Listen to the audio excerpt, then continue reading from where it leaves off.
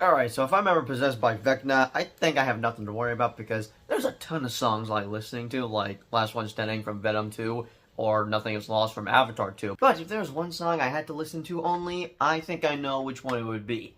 And it'd be this song. Chrissy, wake up! I don't like this! Chrissy, wake up! Hey, hello? Time to wake up, time to wake up. Can you hear me? Wake up, Chrissy! I don't like this! Chrissy, wake up!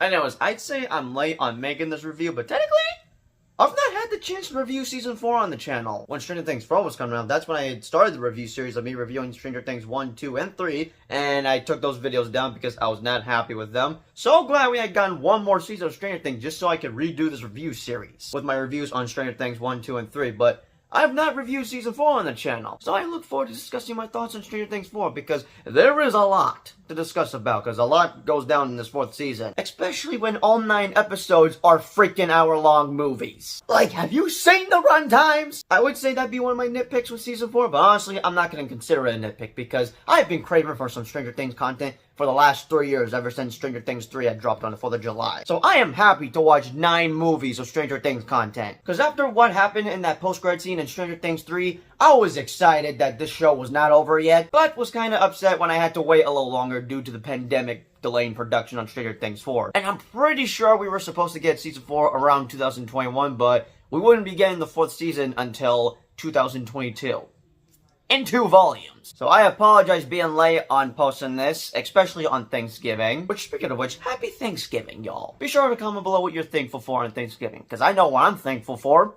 To have another season of Stranger Things after 3 years. Especially with that crazy-ass cliffhanger, which I'll discuss my thoughts on that later. But yeah, never had the opportunity to discuss my thoughts on Stranger Things 4, except I tried getting my reactions for the last 2 episodes when Volume 2 had dropped. And I've already discussed this a couple of times on the channel where I am still pissed that I lost footage from me and my brother's just reaction to the finale. Alright, enough yapping. It's time that I discuss my thoughts on Stranger Things 4. So I mentioned about my experience watching Stranger Things where Season 1 was memorable, while Season 2 was torture because of how long it took me to finish, and 3, 50-50 because of a certain thing that happened, but with Season 4, despite me losing reaction to the finale, I can say that most of my experience watching Season 4 was pretty awesome. Around May 27, 2022 was my last day of school, and we went out to go visit relatives, and that was the day we had gotten not only just Stranger Things 4, but also Obi-Wan Kenobi and Top Gun Maverick. A peak day, I'd say, for both movies and television. Now, I wouldn't see Top Gun Maverick until like 2 weeks later, I believe, but I watched Obi-Wan Kenobi first, and then got started with Stranger Things. I was up late on my phone at Jose Carlos' house, and I remember how the first episode had kind of traumatized me with its ending.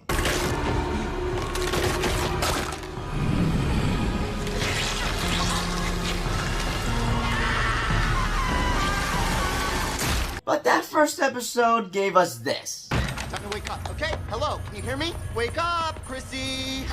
Chrissy, wake up! I don't like this! Chrissy, wake up! That would end up turning into a song later in the summer. But yeah, I had only watched 5 episodes up until we had gotten to my Aunt Nicole's place, and I find out that my cousin Elena is a fan of Stranger Things. So we both rewatched like the first 5 episodes because I hadn't got to the last 2 episodes, which would be episodes 6 and 7. God damn it. Don't you dare do it. I know what you're thinking I'm doing. But we kind of fell asleep midway, but I had finished the last 2 episodes around the morning, and I did technically get my reaction to the last few minutes of episode 7 in a video vlog, which would be day 3 of summer vacation road trip, as I called it. But that was the end of me binge watching Volume 1, as I had to wait 2 months for Volume 2 to come out with its last 2 episodes. And I was going to do a watch party on Twitch of getting my reactions on the last 2 episodes, but that didn't come to fruition because I went camping with my grandparents. So not only did I not do that, I also didn't get to see Minions 2 dressed in formal because that was a thing happening at the time. But I discussed with my brother about watching it with him, so we agreed that we'd wait until we were together to watch the last 2 episodes. As my brother was coming to visit me and our mom for the summertime, but I had to wait like 4 days to watch it with them and avoid spoilers. He would get here the day before Independence Day, and then after we were done with the whole 4th of July stuff, we then got started right away watching the last 2 episodes of Stranger Things. And I don't know if I've already said this, but I do technically have footage of me and Dee reacting to Stranger Things 4. It's only for episode 8 that is split into 2 videos, but unfortunately, I lost footage for our finale because I had about a week to download it, and I tried downloading it on my laptop, but I had some storage issues on my Chrome Pro, so I should have done it on my Windows laptop, but unfortunately, I was too late. And yeah, now I was hesitant about, oh god, now I don't want to do it for when Season 5 comes out, because I'm just going to stress myself out trying to get reactions and stuff. And 3 years later, I have caved in and am trying to get reactions for Season 5. Thankfully, I am not using Twitch this time. Learned my lesson there. And I did clear up storage on my Chrome Pro, so I should be able to get reactions for Season 5. My only concern is how am I going to get reactions for when Volume 2 drops, because we're going to be in the hotel watching it. But yeah, despite me being very upset I lost footage to me and my brother's reaction to the finale, my experience binge-watching this season was not only an experience, but an event. And speaking about event, when the Duffer Brothers had came out that the last 2 seasons would be on the hype level of Infinity War and Endgame, whoo, my excitement went through the freaking roof. Now, I gotta say, I'm honestly ashamed of myself that I didn't rewatch Season 4. Now, I've only had watched Volume 1 twice. First time binge watching, then second time was when Volume 2 was coming out. And then, of course, I had watched Volume 2 only once. But I have not rewatched Season 4 as a whole in over 3 years until recently in preparation for the final season. Because as of right now, Season 4 is my current favorite season of Stranger Things, unless Season 5 becomes my new favorite. Because back in 2019, I had Season 3 as my favorite. But now that I've discussed my experience watching Season 4, what were my thoughts with the 4th season? Oh, this was not only awesome, but epic. Season 4 truly was the Infinity War for Stranger Things. And with how it concludes, I'd say I was pissed, considering I am 50-50 with cliffhangers, but it was kind of the cherry on top to get me excited for the final season. But before I get to my thoughts on the finale, let's discuss my thoughts with certain storylines, because a lot is happening throughout Season 4 as we're not in Hawkins anymore. We're just jumping back and forth from California to Russia to Brenner's secret base, and then, of course, Hawkins. So I'll start off discussing my thoughts with the least interesting storyline we got going on, and that would be the California crew. So yeah, Mike, Will, and Jonathan get the short end of the stick of Stranger Things 4, but look how they massacred my boy Jonathan. I am not a fan of what they do to Jonathan in Season 4, especially by turning him into a pothead thanks to our new character we get introduced named Argyle. I should be pissed at him for turning Jonathan into a pothead, but I can't, because he's a likable dude. Bro was so funny whenever he appeared on screen, and he's kind of an underrated character for Season 4, which is a shame that he's not going to be returning for the final season. But I do hope that Susie returns in the final season, because I need some cute moments between Dustin and Susie. But yeah, the California crew seeks Susie's help on finding Dr. Owens' location to warn Eleven about the government hunting them down. And I do like these interactions we get between Mike and Will, but here's something I've started to notice when rewatching Stranger Things, and I don't know if I noticed this the first time watching it or recently. And I'm not sure if this is a theory or not. I know there's been discussions that, these two might get together at the end, but does Will got strong feelings for Mike? Because that's what I'm thinking. Now, I could be totally wrong on that, but the reason I bring this up is because if it wasn't obvious, Will is gay in the show, and there have been multiple signs showing it in previous seasons. But since Will likes boys while Robin likes girls, I'm looking forward to see their interaction in Season 5, because I'd say that's a perfect pairing when it comes to being friends, because they can kind of relate to each other when you think about it, when it comes to liking same genders. But yeah, sadly, the California crew don't get to do much in Season 4, as they're basically sidelined. As for Eleven, she's having a hard time adjusting to Lenora, as I believe that's the location that the buyers moved at in California, and oh my god! I just remembered how much I hated this character. And who's this character I'm talking about? Oh, Angela, that is being a total asshole towards Eleven. I would call her the B word, but I'm not too comfortable saying that towards girls, especially fictional girls. But hey, props to the actress for making me hate her guts. But Elle went too far when hitting her with a roller skate, and I'd say she deserved it, but the way that scene played out, oh, that was dark for me. Thankfully, we get the return of Dr. Owens, who comes to the rescue before Eleven goes to prison. And having to rewatch Season 4, I'd say Stranger Things 4 focuses a lot on both Eleven and Max, who I'll get to later in a sec. But the reason I say Eleven is because we get to know her a lot more this time around, since we only had breadcrumbs of her in the first 2 seasons. But her purpose in Season 4 is to get her powers back, since she lost them in the last season, which I was very upset about that. But I was excited to see how they were going to bring her powers back, and that's what the Nina Project is for. To help Eleven get her powers back, but I will never forget how I reacted to the opening scene of episode 5, because I was on my phone, in the car, right as soon as we arrived at my Aunt Nicole's house. Just binge watching the first 5 episodes of Season 4, and as soon as Dr. Brenner shows up on screen, I could not believe that this son of a bitch was alive. And apparently the Duffer Brothers had confirmed that, oh no, he survived the Demogorgon attack by the time Season 2 was released. But excuse me?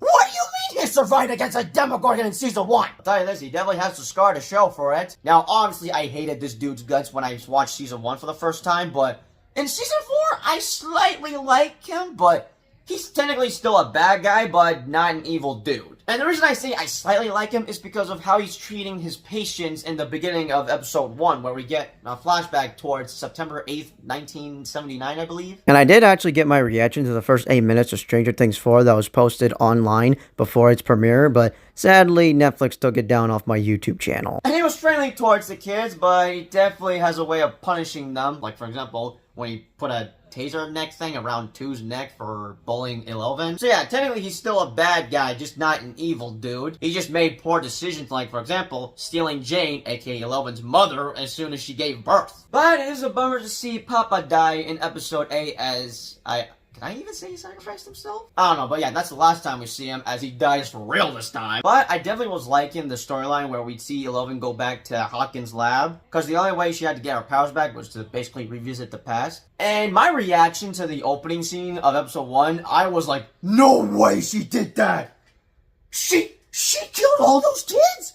Why? Thankfully, it's revealed that it was not her that killed those kids, because there's no way she would do that. She's not a monster as she thinks she is. But you want to know who the real monster is? That's when we get revealed to a certain character that is responsible for the massacre at Hawkins' lab. That would be Henry Creel, or who's currently known as Vecna. I'm gonna say this rather bad. I freaking loved Vecna in this season. This might be a hot take, but I'd say he's up there with Thanos and Voldemort for being an awesome villain. But he is the Thanos level threat for these last 2 seasons of Stranger Things. But we get a twist reveal to his character in episode 7 that had my jaw drop to the ground. I believe. I don't know. Let's reroll the clip real quick.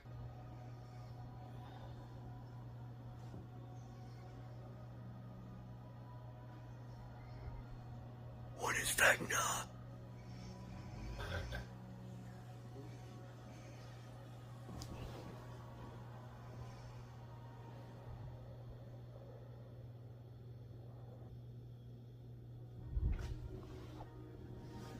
Get the hell out of here. So the identity of Vecna was revealed to be Henry Creel, who was also known as what? Who was actually responsible for killing the kids at Hawkins' lab, which I was relieved that Eleven wasn't the one that ended up killing those kids at Hawkins' lab, but at the same time, oh my god, this guy's a psychopath! But Eleven was able to defeat him in the end by sending him to another dimension, which would so happen to be the Upside Down, but thanks to her doing that, she is kind of responsible for creating Vecna in the process, as Henry was just chilling in the Upside Down for about 7 years in between 1979 and 1986. But I seriously love this twist reveal about Vecna in season 4. But anyways, back to topic. So Vecna isn't the only villain we have to deal with, because there's a bunch of other antagonists that our characters have to deal with. For example, General Sullivan, who is after Eleven because the government thinks that Eleven is responsible for the murders that are happening in Hawkins. And I hated this dude's guts so much, but this ain't gonna be the last time we see his character, because he will be returning in season 5, and I look forward to seeing him get bodied by a Demogorgon, because the military have no chance against Vecna's army in the next season. Well, the other villains we have to deal with are in Russia, as that's where Hopper is currently at. Since he survived the explosion in the season 3 finale, but was sadly captured by the Russians and has been held prisoner there for 8 months since the events at Starcourt Mall. But we do meet a new character that is a very likable dude named Enzo that is a prison guard that is helping Hopper escape, but both Hopper and Enzo get betrayed by a peanut butter smuggler named Yuri that got me very pissed off. And I swear, rewatching season 4, I swear that Yuri had gotten a brutal death, but no, he was alive at the end when Enzo convinces them to take the Americans back to their home. So yeah, I kinda liked Yuri at the end for when he does help them get back home. So he gets a pass for me. But yeah, when Yuri did betray both Hopper and Enzo earlier in season 4, they are trapped in another prison where they would have to fend for themselves against a Demogorgon, which I still don't understand. How the heck did the Russians get their hands on a Demogorgon? Not only just that, but also demo dogs and freaking mind flare particles. But this is where Joyce and Murray team up together to go rescue Hop from Russia, and by the time we're in episode 7, we see them reunite together in the end, and that made me so happy because it was torture seeing Hop be prisoner in Russia for the past 6 episodes. But not only that, Joyce and Hopper finally admit their sexual feelings for one another, and I'm sure Maria's happy to see these two lovebirds get together finally. But I definitely enjoyed this Russian storyline involving Hopper being trapped there and having to break him out of prison, but also get him out of Russia. But I overall was just happy to see Hopper alive, because I was so devastated when I thought he had died at the end of season 3. That's where they had confirmed that Hopper was indeed alive, but was unfortunately trapped in Russia. But hey, it was a nice gift that Netflix gifted us on Valentine's Day for 2020. But before I move on to the final storyline for Stranger Things 4, that scene where Hopper goes up against the Demogorgon to eventually decapitating his head,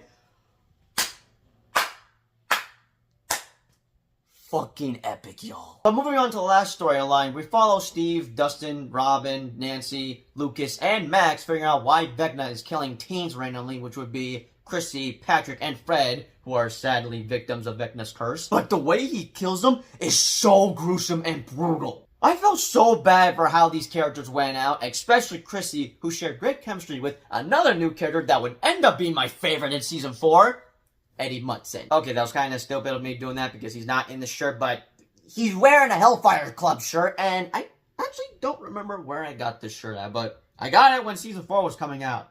Now thinking about it, I may have gotten this at Box Lunch or Hot Topic. I'm not so sure. I kind of forgot where I got this shirt. I know that I got this hat at Target for when Stranger Things 3 was out, and I should have not taken off my hat because my hair's a hot express mess. And I don't even have that much hair because I got a haircut like a month ago. But anyways, back to topic. So yeah, I freaking loved Eddie in this season, and it breaks my heart that he ended up dying at the end. I freaking jinxed myself when I had tweeted out on Twitter that, oh man, I really love Eddie. I really hope he doesn't die at the end of Season 4.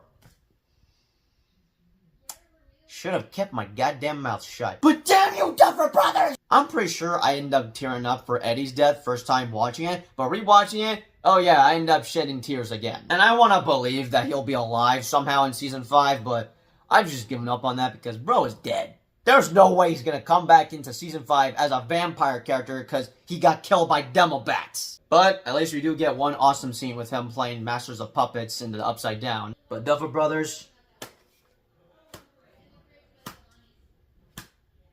count your days. But our main antagonists for our Hawkins group would be these jockhead basketball players led by Jason, who I did hated his guts. But rewatching Season 4, I can't entirely hate his character because you could kind of understand how he feels, but he definitely took it too far, believing that Hellfire Club was a cult when really it's a D&D club. But I definitely felt bad for the way he went out because bro did not deserve to die like that, being split in half.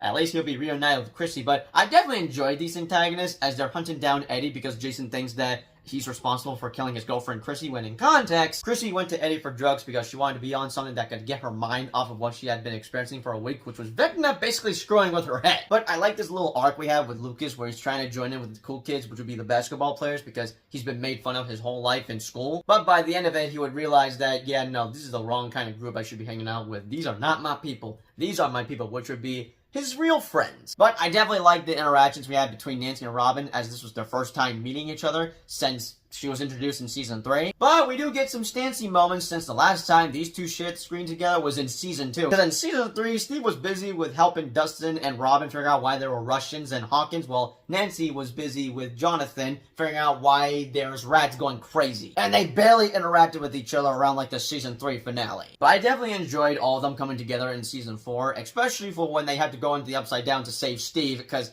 a tentacle drags him down into the ocean, into the Upside Down, and I swear to God, I thought he was for real going to die. Because that whole sequence had me stressed the hell out. Thankfully, he's saved by Nancy, Robin, and Eddie when they join him into the Upside Down, and they're kind of trapped there for mainly one episode, which was episode 7. Meanwhile, the rest of the characters are held up at the Wheelers' house with all the characters' parents and the police asking questions towards Lucas, Dustin, and Max on where Eddie is at, since the police think that Eddie is responsible for these murders happening in Hawkins. But seeing the parents come together, I'm not gonna lie, I kind of want to see them find out what their kids have been up to for the past 3 seasons. And we may get that in the final season, since I've only seen one clip, which was a Demogorgon entering the Wheelers' house while Nancy is holding Holly in the bathtub. But anyways, back to topic. So Erica isn't in Season 4 that much until like the last 3 or 4 episodes, but I'm glad that she was at least included in the end. But as much as I love seeing Mike and Elvin together on screen,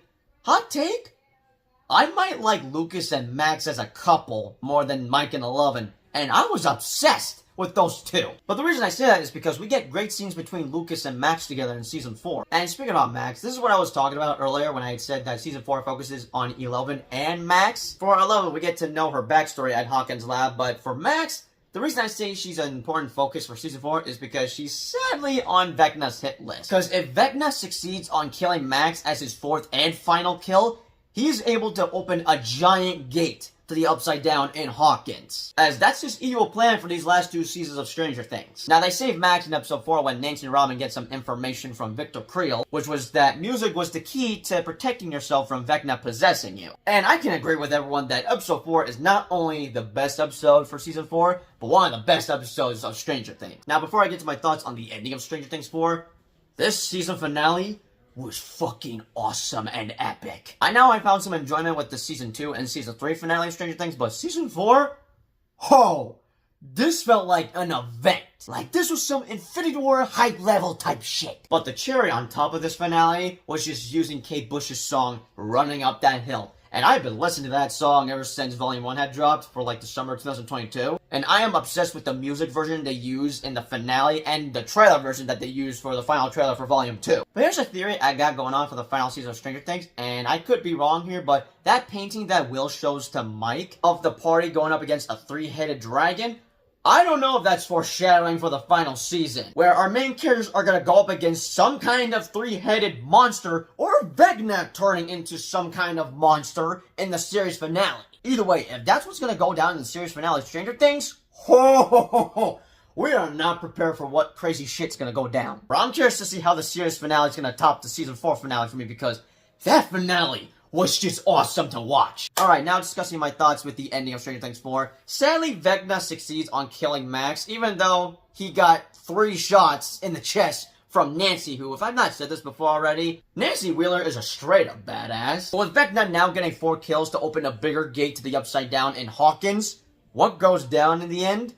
Words cannot describe what I just witnessed. All 4 of these gates crack into a bigger gate and then spread all towards the Hawkins library, destroying in the process, but also killing 22 people in a 7.4 earthquake. Like, I had totally lost my shit when that had went down, because oh my god.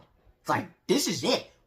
This is it. We ain't playing games no more. Thankfully, Eleven is able to revive Max, but she's badly injured and is most likely blind and is in a coma and will pretty much be in a coma for the entirety of season 5. Now, besides the destruction in Hawkins, I was happy to see these characters finally get back together again after splitting up in the season 3 finale, especially when Eleven and Hopper finally reunite together. And now that the party was back together again, it's now up to them to stop Vecna from taking over the world because, ladies and gentlemen, we're in the endgame now for Stranger Things. Now, cliffhangers are a hit or miss for me, but this had the best cliffhanger for the entire series because it sets up the final season so perfectly well. And I remember thinking to myself that, oh man, I'm gonna have to wait another 3 years just to see the final season. But now that 3 years have passed by, I am not prepared for what is gonna go down for the final season of Stranger Things, but I am insanely excited for it. Cause it feels like an event, but with it ending now, I'm not ready to say goodbye to it because this has been my favorite show for the past almost decade now. Specifically 8 years because I joined in late around 2017. But hey, better late than never, am I right? Overall, I loved season 4. I might have some nitpicks here and there, but this is my favorite season from Stranger Things unless the final season becomes my favorite, but